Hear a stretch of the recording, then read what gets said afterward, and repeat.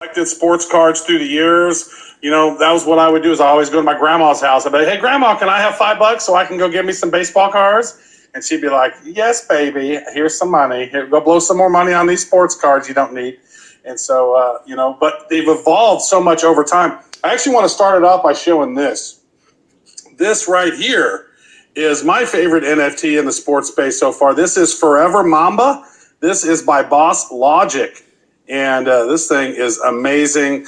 There's only 400 some odd of these, and this is an infinite object. So you can actually get your NFTs converted in and put on as it's sitting on my desk. So Kobe's just shooting that shot forever over there. So we're going to talk about sports. We're going to talk about where things are going. So let's start it off and say, let's reach out to the panel. We'll start off with Vance. How are NFTs changing the sports collectible industry right now? Yeah, so I'm Vance. I started Framework. Prior to Framework, I started a company called Hashleads, which was actually one of the precursors to NBA Top Shot.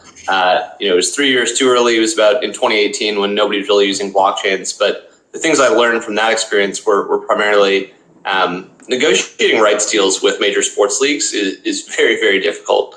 There really is, layers and layers of complexity and legal work that you need to get there to get these rights packages off.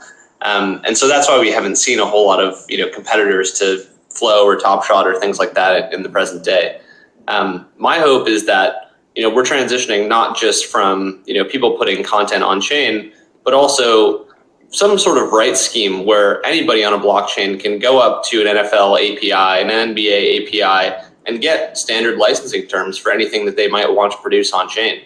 And so I think that's kind of where the industry is going. Right now, we're in this, middle ground where people are putting content on chain, they're playing with it, they're trading it. It's relatively fun, but I think the big shift will come when we get programmatic rights on chain that are accessible by developers, anywhere on any blockchain at any time. As long as they get their piece, they're normally pretty happy about that. Matt, what do you think? Give us a quick intro of yourself, and then how do you think that NFTs are changing the things? So Matt Dyer, head of sales and marketing at Zilliqa. We are heavily into the NFT space ourselves. And I think when I think about NFTs, I used to play professional soccer myself in a low-grade team in Scotland. And when you think about the engagement, you used to sign autographs to people at the end of it. I always used to think, what do they think about when they kind of got my signature and they take it away and look at it? I think if you think about NFTs and what that can start to offer, there's a massive disconnect at the moment between the players and the kind of the supporters. So I start to think if you've got this NFT play, people can get the digital rights to the NFT. You can start to add the utility around the NFT, whether that's the meetup, whether that's the football boots, maybe that's the hat trick and the goals that I scored that day.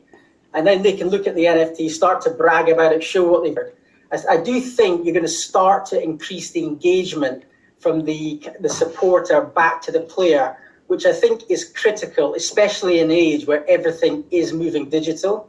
So I do think the football teams of today are worried about the esports players. So I think this gives them the opportunity to drive quite heavily into the digital space. I agree, especially we'll talk a little bit more about some of the loyalty things that can be done with NFTs and sports teams. I think there's a lot of exciting stuff going on around that. Joe, co-founder of Decentralized Generation Network, give us a quick little background in you and then tell us what excites you about the NFTs in the sports space. Yeah, so thank you for having me again. I'm Joe, co-founder of DGen Network. I also do the Mid Condition podcast as well as Wrecked podcast, which Travis, you've been a guest on. And so, been around the space for a little bit doing content. But the thing that I'm most interested in, I think, is just in sports and NFTs in general is what kind of access it can give not only a fan, but from maybe the team to like the franchise owners to their fans, right? So, what I think is really interesting about NFTs is if you're a consumer or a business, the NFT actually, takes users, which what we're used to, and makes them owners, right? And then, so what does that look like from an access standpoint to a player to their favorite team, or a fan to their favorite team, or a an athlete to their fans or things like that. And I think, on top of that, the provenance and validation of the verification of physical sports cards that we're used to in the past, right? What can that do for us going forward? Love it. Great stuff. Cooper, CTO of Galaxy, tell us, what is your vision of this whole thing in the sports land? Yeah, absolutely. So I'm Cooper. I'm the Chief Technology Officer at Galaxy. Galaxy is a platform for content creators, celebrities, and athletes founded by NBA player Spencer Dinwiddie, who recently joined the Washington Wizards. He is our co-founder and CEO. So we are building a platform for all types of content creators, influencers, athletes, for all the types to launch their own social tokens and collectibles. We're actually, one of our advisors is Roham, and we work pretty closely with the Dapper Labs folks. And I think the Dapper Labs folks talk about this really well, where they're actually working with the NBA so closely that they know that they're helping the NBA reach new audiences. So not only are NFTs able to help quantify people's interest in the sports world, able to give them digital scarcity and bragging rights over their collectibles, and a newfound discovery way that wasn't really possible before we brought those collectibles into the digital realm. But also they're helping the NBA expand their reach and get more engaged fans. So it's a really, really interesting marketplace. And Galaxy is super, super excited to be helping take this to the mainstream, to the masses, and to all different types of professional athletes, not just in the NBA. So since you brought up NBA Top Shot, right? So NBA Top Shot seemed to really be the first adopted use of NFTs in mainstream, right? It's like people started thinking, whoa, NBA Top Shots. And then, you started seeing all these different communities popping up around it, all these different Twitter channels and different analytics tools were popping up. And you just saw this meteoric rise of NBA Top Shot in like February and March. And then you've kind of seen this tapering off. And I think, a lot of people got frustrated a little bit. It is a beta technology, right? They were launching, and then there was just so many people coming to the table at once that I don't think that some of the servers could handle it, because then they'd be like, well, we're going to launch a pack, so there's no marketplace going on right now. But, what was it about NBA Top Shot that just took the NFT world by storm? Why was the sports fan base the one that was so receptive to the adoption of NFTs first? Anybody can jump on. Is that a question pointed at me? Okay. Well, you can answer it first, and then I'm sure other folks will have a question as well. That's kind of a follow-up for you, sure. Yeah, sounds good. Well, I think our pal from Framework Ventures, who just dropped off, spoke to it well, and getting the rights and the actual IP restrictions to something as sensitive as the NBA is a huge, huge deal that must have taken months to years of work. So I think that they started with the IP that people really cared about. And then from there, they actually executed on it tremendously well in the same way that you saw them execute with CryptoKitties in 2017, 2018. So not only did they bring unique IP rights, they also brought in interesting marketplace dynamics and incredibly high quality user experience and graphics. And they built things that people would be proud to own, and things that were just really, really well made. So I think that that's one of the things that made them unique. And it also aligned tremendously well with the revamped or the bringing back of the NBA season through what was, a lockdown period. So I think that the rise and the fall of the NBA Top Shot season that you talked about, overlapped with what you would expect from the NBA season as well. I think you see with this stuff that they're doing in the NBA Summer League, where you can actually check into a kiosk and get a collectible for physically being at a game is, kind of just the start of how you see them expanding over the next couple of seasons. Yeah, I think from my perspective, the NBA is ripe for highlight reels, so it's quite an easy concept to kind of show and people to buy into. And even as a Scotsman that doesn't know much about basketball, I can kind of see it. I think the other things as well, which is critically important, I think the last panel talked about the UX UI. Obviously, that's a massive thing. If you can hide the concept of blockchain from the end user, again, massively important, which I think they did particularly well. The fact fiat on-ramp, again, enable people to buy who probably weren't crypto native, I think is an important facet of it. I think if we're going to drive more adoption into the NFT space, I know it might not sit with the purists that well, but I think this hybrid method of custody on platform to get people to adopt the tech before they kind of have the private wallets, etc., is probably a key thing as well in terms of why they were successful.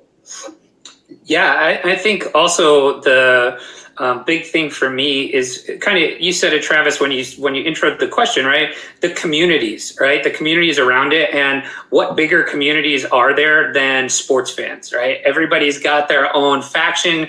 I mean, fan is short for fanatic, right? So these people are drawn to, as Cooper said, like the IP, right? This is huge brand, and when you have those kind of brands, it's easier to build the hype around these things. So I think the communities and the fans, the fan bases are ripe for NFTs, right? So all kinds of sports, whether that's the own teams or the whole league in general, I think that's a huge piece of that. And then the other thing too is, how easy is it to share, right? It's shareable digitally with, people that we maybe have never even met, right? Talking in Discord groups about the moments that we just minted or that we just collected. And the other thing too is the pack opening experience. When we're talking and relating it back to sports cards, that's one of the more exciting things from a sports collectible standpoint that you can do is the thrill of opening a pack. So all those things combined with the community, I think, is part of the reason it resonated so well. I agree. I remember when so Joel and I were as I said, we started paying attention to NFTs when CryptoKitties came out, and it wasn't until Garbage Pail Kids launched on Wax with their pack opening when we said, "Whoa, here it is. Here's what we can do now." Because on Ethereum, right, it's like you're going to mint one NFT, and it's going to cost you quite a bit to mint one NFT. You know how much it would cost to mint a pack of stuff inside an NFT on Ethereum? Would be just ridiculous. And so, I think somebody on the previous panel had mentioned, as these blockchains get built specifically for NFTs, well, Wax was built specifically for NFTs, right? And so, you can actually mint, I believe it's 1,000 NFTs for $1 or something crazy like that. And the fact is that it's over 200,000 times more efficient than Ethereum. Right. And in this pack experiences, and we saw that and we said, you know what, when we launched Blockchain Heroes, it was like, we got to have a kick-ass pack opening experience, because as a kid, my favorite thing was like, oh, I'm going and I open up this Wax pack, and here, with a Fleer card, I might get a sticker, or with the Topps card, I might get a piece of gum. It's this tactile experience. And I think those pack openings really open up something to that. And so that really was one of the things that I think that events, like not just sports, but events are going to be able to utilize something like this. Because imagine, ticket stubs suck, right? Like I have a ticket stub that I printed off from my printer from probably the very best Kansas City Royals game of all time. It was the 2014 wild card game. And they were down 7-2. They come back and win the game, and then they end up making it to the 7th game of the World Series, right? Well, my ticket stub is complete crap. It's a piece of paper that I printed, was wadded up in my pocket. In the future, I think tickets will be NFTs. And then once you get to the venue, those tickets can unlock, and they could create a pack opening experience where your ticket turns into an NFT that you could only get that day at that event. And concerts will do that, and multiple different sporting events, I think, will do that. And that sort of taps in, Cooper, what you were talking about with NBA Top Shots actually going and giving away physical NFTs at events. Let's talk about that, because I think physical events and NFTs are going to be that next thing. That now that the economy is sort of opening up, and maybe it won't again, or lockdowns or whatever, but sporting events and being able to actually get those physical those physical digital things, right? Let's talk about that. Where do you think that's headed, Cooper? Oh, I was on mute for a second. So I think NBA Top Shot's showcasing the future of what they expect to see with the NBA and probably other sports leagues.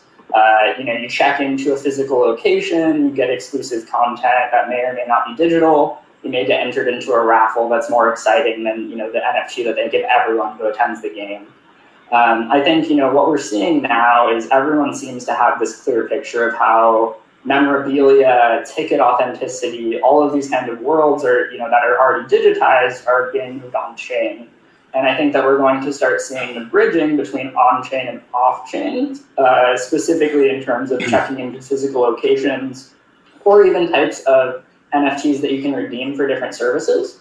So Spencer, our CEO, actually just did a really cool, his first NFT offering, where you can buy an NFT that's backed by a pair of shoes that he wore in an NBA basketball game. The shoes were actually drawn and say HODL crypto on them, and he wore them in the 2018 season in the bear market. So you could imagine, other NBA players are kind of giving him shit for, being bullish on crypto in a bear market. And now you can actually buy an NFT that's physically backed by this pair of in-game shoes. The owner of that NFT can choose to trade it on a secondary marketplace and have the NFT continuing in circulation, or you can redeem and burn the NFT, and they'll deliver you the physical shoes if you want to showcase them in your office. So I really see this kind of bridging, what we call the metaverse, between the digital and the physical worlds, with NFTs, with things like in-game content, checking in for physical experiences, or even redeeming for physical merch. It enables a whole new world of price discovery. So Spencer actually auctioned off all the 82 shoes that he wore throughout that season, and the NFT is already trading at an order of magnitude higher than the shoes that he just auctioned off for charity. So it enables. Was he wearing a new pair of shoes every day? So in the 2018 season, when his new line of shoes came out, he had custom designed shoes for the entire season. He had 82 different unique pairs of his shoes designed for every single game. So it's That's really smart for the collectible world, huh? He was thinking ahead. And somehow, by the stroke of God, he actually saved the one pair of crypto-themed shoes for us to do his first NFT offering with. So you can actually still go buy this NFT if you want to. We can, send you the link or something like that. But it's really cool, and I think we're going to start seeing more and more athletes get into those things. And that's really exciting. What we're looking to do at Galaxy is kind of bring those physical worlds together and make more intimate experiences for professional athletes and their fans. Yeah, I mean, even you see it with like even LaMelo Ball doing his NFT drop, right? And even though it's not necessarily bringing something physical to a collector or a fan, but he's basically tying a portion of his career earnings, right, to some of those NFTs. And that is a really interesting way to utilize this from an athlete to fan standpoint as well, in my opinion. So, just beyond the actual physical collectible, there's just so much that you can do from a player's intellectual property that, where that they have to do essentially now away from NBA Top Shot, right? So NBA Top Shot, they're utilizing that player's rights, and they're getting a portion of that through the Players Association. But now, NFT technology allows them to kind of do some of that stuff on their own, not just NBA fans or NBA players, but, maybe some smaller sports or, even I think what you'll see now with the new laws is a lot of college athletes are probably going to get into things like this, right? So, say you see my big Penn State sign behind me. I was a huge Saquon Barkley fan. He was a huge star, and he could never, go capitalize on his college stardom, but now players will be able to do that, and I think you're going to see that in the forms of NFT drops, and maybe is that going to be retroactively? Are they going to be able to that'd be nice. but like right, so go ahead. That is something that we're seeing actually, this ability to kind of get people who maybe have retired, create an NFT, and then start to play them in a franchise in games that they've kind of worked in before, and then they can start earning revenue off the back of their previous career. So I think we're seeing a lot of interest actually in the NFLA in America with the likes of, Joe Montana, those guys trying to get involved in it. I think a big thing for me though as well is the authenticity around it. I think it's okay having NFTs, creating the utility, I guess offering access to the sports stars, etc. But I think there's the big opportunity for brands and maybe even the individuals to get it wrong. So I think if they're going to go into the NFT space and start to try and engage with their fans, they need to be authentic and think about, right, how much am I prepared to give up and how much of myself do I want to give? Because I'm not sure that's been fully thought out, to be honest. And I think there might be a big backlash if they don't put a lot of thought into it. I think that could be really interesting to Joe's point over here. It's like, man, and I was thinking about this before, was college athletes. Like, if you're talking about somebody being able to say, hey, I'm going to get a portion of my future revenue, it's going to be tied into these NFTs, and you can buy these NFTs now. Like, I remember watching Bryce Harper as a 15, 16-year-old kid crunching home runs, 500-foot home runs in Tampa Bay Stadium, right? As a 15, 16-year-old kid, I was like, dude, this kid's going to be an all-star, dude. I would bet money right now. This kid's, if I could have bought NFTs on Bryce Harper for a portion of his future revenues, I would have been all over it, right? Because you can see some of those future athletes. I wonder if that's within the law with the NCAA and colleges to be able to do stuff like that. Because I'm starting to see all kinds of different college athletes going off and doing different interesting things with their likeness. Do we know anything about how that's going to be, how it's going to pan out? Yeah, well, that law just changed, right? California came out with the law, the name, image, and likeness law, and like that, I think they're probably the only state that has it right now, if I remember correctly. But it's going to be a slippery slope that goes to every state and every college, right? So you're going to start seeing it more and more, where now they can capitalize on their image, I think. Yeah, I think when you look at the Olympics at the moment, well, the Olympics is just obviously gone. In the UK, there's a lot of funding given to the athletes, but the ones that obviously don't perform lose a lot of their funding. So I'd like, similar to what you said, if you see somebody maybe have an index fund on different players, maybe you kind of invest in that, and then they can get funding to make sure that they can then compete in the Olympics, and you get a portion of that.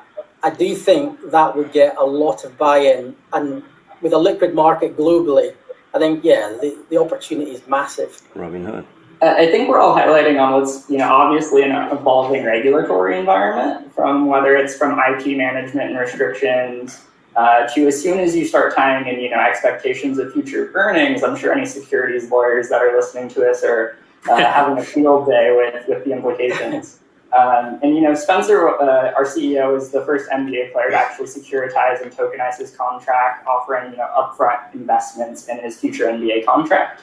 Don't know if NFTs are the right vehicle for that, but I expect those mechanisms to become increasingly popular over time. And when you talk about what we're doing, working with blockchain technology in general, the whole idea is to remove intermediaries, allow people to connect that directly with the technology infrastructure or the people or the services that they want to. And I think what we're seeing with the NCAA and college athletes, where they no longer have these gatekeepers and are hopefully able to monetize on what is their own imagery and likeness, I think that's a textbook example of the way that this industry is going to help people and remove what are historically terrible gatekeepers. I want to talk about what Topps has done, right? So Topps has been doing stuff for one, Topps was one of the very first ones to create digital collectibles with their different apps. They had the Bunt app, they have the NFL Hike app or something. There's another one that had an NBA one. But they actually built out a digital team, and they were doing digital collectibles, but they were not NFTs. The team that went off from MLB's, from Topps digital team, they went off and they created Quid, QUIDD, which is a full-on digital collectible thing, which is now diving into NFTs. Now, one thing I think is interesting for Topps is, and one thing that I think that is reason they're getting into digital collectibles is, like, for example, just about 6 months ago, a 1952 Mickey Mantle rookie card in a mint 9 condition sold for $5.2 million, and Topps made nothing from that. Now, imagine if they were able to have that on the blockchain and they were able to get 6% of every transaction. Now, that's what happens with these smart contracts, right? Now, Topps has launched their first series back in June on Wax, and they sold over $2 million worth of cards in their initial launch. And since then, they've sold 538,000 secondary sales, which are a peer-to-peer, where somebody got the card and sold it to somebody else. And they've generated $15.2 million in secondary volume from that by launching their digital collectibles on Wax. Now, to me, and I've seen some of these cards, and a lot of people, they always talk about NBA Top Shots, but they don't know necessarily what's going on Wax. So maybe like what are some of the things that you guys have seen that other leagues or other things are done? We've heard about NBA Top Shots. What's some other cool stuff that other athletes or other leagues have done? Like we've seen Gronkowski do one of the things, which to me seemed like kind of just a money grab. We've seen Patrick Mahomes, which I actually participated in that one, got a couple of NFTs, but still, these were not for the everyday man. Nobody's coming in and spending $5,000, $10,000 on NFT. Most average Joes. That's why I like the NBA or the MLB Tops launch, because anybody can come in and spend $50 on a pack or $20 on a pack or $100 on a pack. So what are some of the things that you're seeing that other leagues or athletes are doing that are really interesting to you? I think Tom Brady has a drop tonight with DraftKings. So yes. They just partnered with DraftKings, and they're doing with Tom Brady's autographs project, I believe. And autographs.io. Yeah, and there's a drop. I think it's tonight, and then the 13th. And actually, I was looking again at, like you mentioned, that some of these NFT prices that we see are astronomical. I feel like I thought tonight I saw that the highest tier was like $100, and they were limited, so not very many people will get them. But that's pretty reasonable, right? And then I think there's a more premier drop on the 13th, I think. But that's one that came to mind that's happening now. And so then you see someone like DraftKings, who's a huge user base, huge daily fantasy, gambling, all that kind of stuff, now partnering with somebody like Tom Brady for an NFT marketplace. And now you're like, oh man, that's going to hit, that's mass, right? That's mass adoption style with how many users that they have eyes on them every day. So that's one that comes to mind for me. And you're talking about the GOAT, right? You're talking about Tom Brady, right? Yeah, right, exactly. I'm originally from Kansas City. I live in Puerto Rico now, but it's like Tom Brady's like been the bane of my existence. Like, I don't know how many, like, so many Chiefs teams almost got through Tom Brady, and then Tom Brady went. So autograph, like to your point, they have Tom Brady, Tiger Woods, Derek Jeter, Wayne Gretzky, Tony Hawk. They have Naomi Osaka. They have some of the top athletes. Like, you're freaking Tom Brady, right? So great point on that. That reminded me to go to Autograph to sign up, because there's a ridiculous sign up process, and you need a 14-character password on that one, which is super secure. Yeah, it's pretty crazy.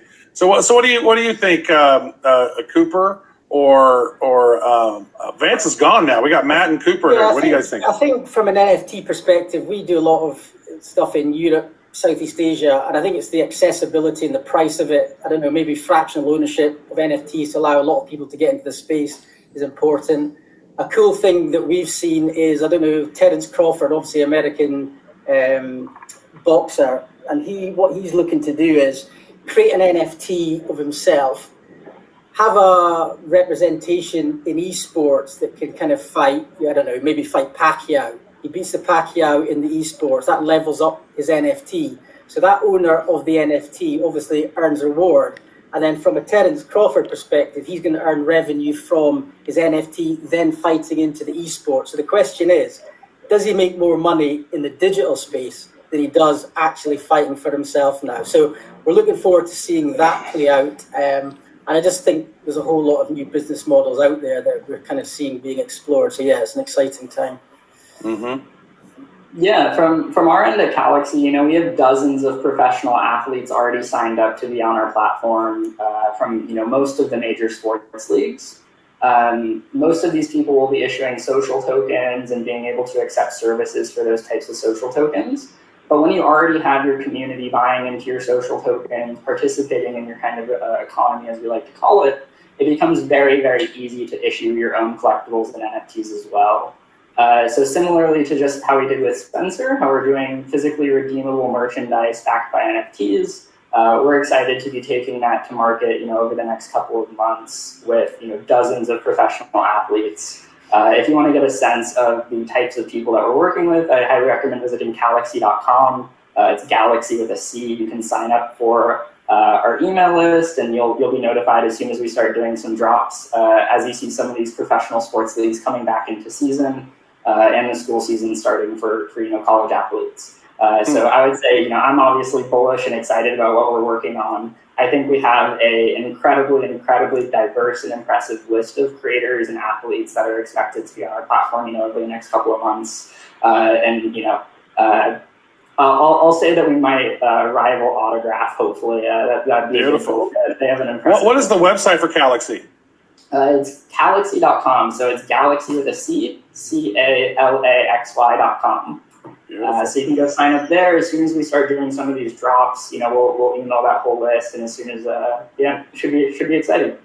That's one thing we didn't cover, which I think I've been a big fan of, is these social tokens combined with NFTs. Right, you're going to see a lot of celebrities having their own token. Like, why would they post this picture on Instagram when they can connect to their true fans and then maybe sell 10 of those or 100 of those to their fans as NFTs? Right, so there's that whole ecosystem of social tokens and NFTs that we didn't really get into. We've come up here to the end. So real quickly, let's start with Matt. Matt, let's maybe finish up with what excites you about NFTs moving forward, and how can people connect with you online? I think what excites me is giving the actual creator and the people with talent access to what they're entitled to. In essence, you can get me at Twitter, Matt D. Dyer. Feel free to reach out. I look forward to talking to you. Joe. Yeah, I just, not necessarily what excites me, but just wanted to make one more point about what you were talking about with the physical piece, right? So what could be, what if Topps now partners with PSA, which, puts them in the slabs, right? And they all the slabs have their little QR code on them, right? And now that Mickey Mantle, Topps and PSA, maybe they do get that 6% of that $5.2 million sale. Dude, they should do that. They should totally. Absolutely. And then not only that, right? But then you as an owner can see the entire history of that card. So now you can make sure it's been actually done at PSA, that who's bought it for how much. I think stuff like that, where you're actually then taking that NFT technology and bringing it into the physical realm, is super exciting as well. And then, you can find us at DGen Network, myself at Bunch You Bets, and on Wrecked Podcast and the Mint Condition. Thanks. Bunch You Bets. Nice. Cooper. Yeah. Bring us home, brother. It's all riding on you. Yeah, no worries. I'm incredibly obviously excited about what we're doing at Galaxy over the next couple of months. I think, the world that everyone that's on this call and everyone listening to this is excited about is, becoming more obvious in hindsight. We saw NBA Top Shot validate the whole model this past season. Most of these interesting agreements, IP deals, take years, many months to work on. And so I think that now that we've validated the model, it's about where we go from here. And I think, once the next seasons come around for every respective sports league, it'll be really exciting to see, how the industry starts to grow, because we really are in kind of the first season, I guess, of NFTs being the new type of, digital trading cards or digital collectibles. Right on. And I'm going to reach out to you, Cooper, and chat about some stuff. I love what you guys are doing. I know I've actually known Joe here for a long time. He was on our show and I was on his. And Matt, great to meet you. I've been a fan of Zilliqa for a while as well. Still mad the CEO wouldn't give us bad.crypto, but that's another conversation. Anyway, thank you so much for